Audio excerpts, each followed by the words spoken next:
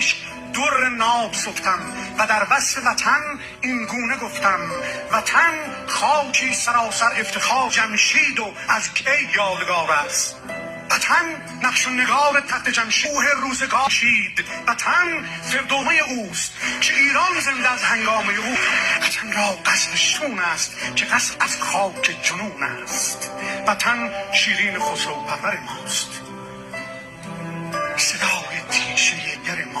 وطن بر چنگ نکیسا جناب مهندس سرود بار بدها خسرو آسا. وطن یعنی درختی ریشه در خاک، اصیل و سالم و پربهره و پاک. وطن یعنی سرود پاک بودن، نگهبان تمام خاک. وطن گرد آفرید رد چنان تهمینه یار بزم دارد. فریدون را فرانک ها بیارند که با ضحاک ها در کارزارند. وطن